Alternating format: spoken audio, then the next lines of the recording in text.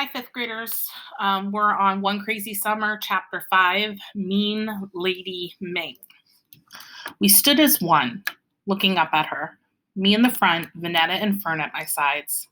She was tall and broad-shouldered, where Pa was just tall. As hungry as I was, all I could think was that they made you dance with a boy in the 6th grade. That I would never look right dancing with a boy, and for that I had Cecile to thank. I spoke first. We're hungry. As usual, my sister's voices followed on top of mine. Vanetta, what's for supper? Then Fern said, hungry, hungry, and she rubbed her belly. We made a picture. Us looking up at her, and her looking down at us. In the animal kingdom, the mother bird brings back all she's gathered for the day and drops it into the open mouths of each bird squawking to be fed. Cecile looked at us like it didn't occur to her that we would be hungry, and she'd have to do what mothers do, feed their young. I'm no big ma in the kitchen, but I would have opened a can of beans and fried up some franks. I can bake a chicken and boil potatoes. I would have never let my long-gone daughters travel nearly 3,000 miles without turning on the stove. She said, what do you want from me? Supper, I answered. It's past 8 o'clock. We haven't had real food since breakfast. With Big Ma and Papa. I kept going. I glanced at my wrist. 9 hours and 12 minutes ago. Vanetta next. Airline food sure don't count. Fern last. Surely don't. She was still looking at us like we'd thrown a monkey wrench into her quiet Tuesday evening. Then she spoke. Where's the money your father gave you? I crossed my arms. There was no way she was getting our money. That money's for Disneyland, I told her, to go on all the rides and meet Tinkerbell. This was the first time we heard Cecile laugh, and she laughed like the crazy mother she was turning out to be. Is Tinkerbell gonna feed you? She was still laughing. We didn't think she was funny. We said nothing rather than talk back and get slapped. Look, she said, if you want to eat, hand over the money. I stared her down, something I'd never try with Big Ma. Cecile didn't seem to care. She said, fine. I got plenty of air sandwiches here. Go on back to the room, open your mouths, and catch one. The stare down ended right there. I unlaced my tennis shoe, wriggled my foot out, and removed the mounds of 10s and 20s Pa had given me. Cecile didn't care that the money had been baking under my foot since we'd left Brooklyn. She took the money, unfolded and counted the bills, and then stuffed them in her pants pocket, except for a $10 bill, which she held out to me. Go around the corner to Ming's, order a large shrimp lo mein. She counted our heads as if she didn't know how many of us she had. 4 egg rolls and a big bottle of Pepsi. Vanetta and Fern squealed for the shrimp and Pepsi, forgetting that this was wrong. Our mother should have cooked real food for us, at the very least baked a chicken, made franks and beans. Fruit punch, I said. Big Ma don't allow us to have strong drinks. Cecile let out a single whoop of a laugh. Vanetta and Fern were too excited about having takeout to see that our mother was crazy. I said, we have to call Pa and let him know we arrived. They chimed in, safe and sound, on the ground. Cecile said, phone next to Ming's. You mean you don't have a phone, Vanetta asked? Cecile said, I have no one to call, and I don't want no one calling me. Whether Cecile had a phone was not my main worry. We have to go out after 8 to call Pa and get the food. Aren't you coming with us? Ming's is a couple of blocks down Magnolia around the corner. She pointed in the direction. Phone booth's right there. When we were barely out the door, she added, and tell Ming to give you 4 plates, 4 forks, 4 napkins, and 4 paper cups. No sense dirtying dishes, and you're not coming inside my kitchen. We all looked at one another and thought the same thing. Crazy. I led the way in the direction Cecile pointed, down the walk past the slumping palm tree, and made a right turn. Vanetta and Fern, as usual, nipped on the heels of my tennis shoes. It wasn't dark at all, but it wasn't high daylight either. Kids of all ages still ran around playing in yards and riding bikes on the street.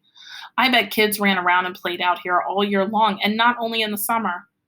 We usually went to the summer camp at the Y or drove down to Alabama in Papa's Wildcat. We came upon some kids playing freeze tag. They jumped from lively wiggle worms to frozen statues as we neared their yard. We felt the smirks of the gaping statues on us. Vanetta smiled, welcoming their interest in us. She was scouting out new friends to be with for the next 28 days. I let her lag a step or two behind to wink and smile at them. You can't stop Vanetta from chasing after friends. I kept walking, Fern sticking close to me, Vanetta skipping until she caught up. One thing was for sure.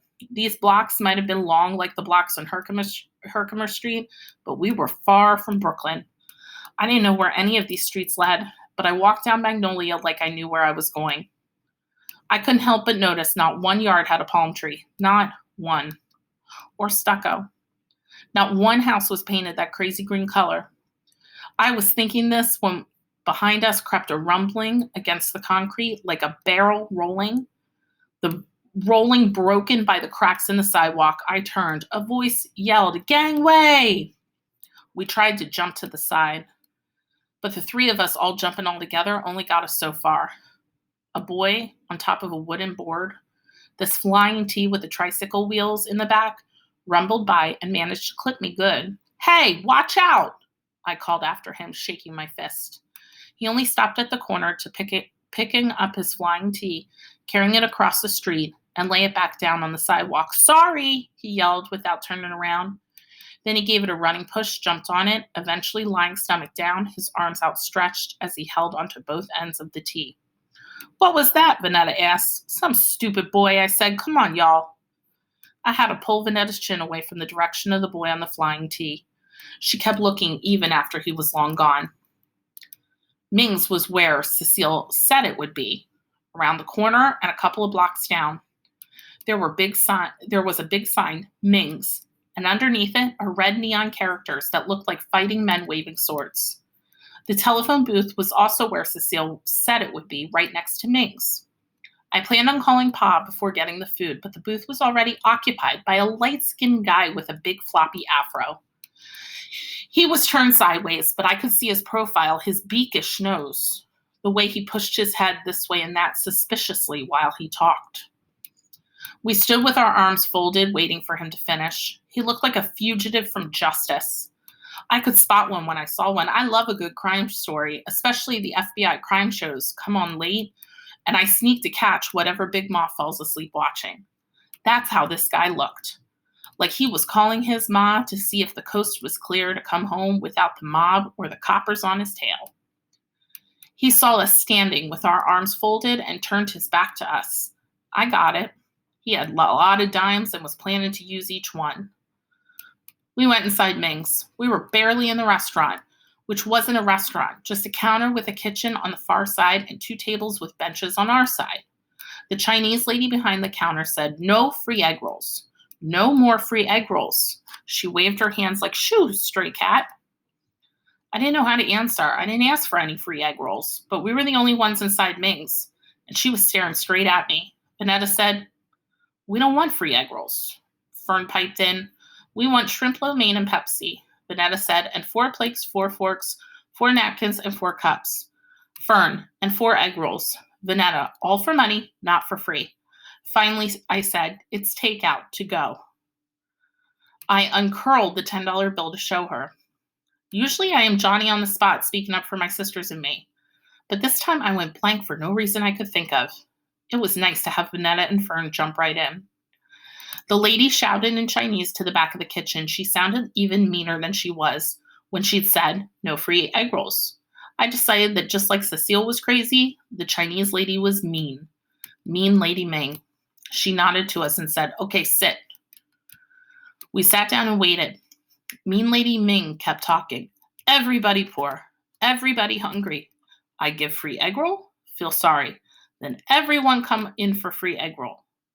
She muttered on like Cecile did and looked mean and tired like Big Ma looks on washboard days. While I was sitting with my sisters, I made up my mind about Oakland. There was nothing and no one in all of Oakland to like. I would get on a plane and fly back to New York if Big Ma showed up wanting her grandbabies. I wouldn't even tell Cecile, "Thanks for the visit." Not a good first night with their mother. That is for sure. We'll see what happens next chapter.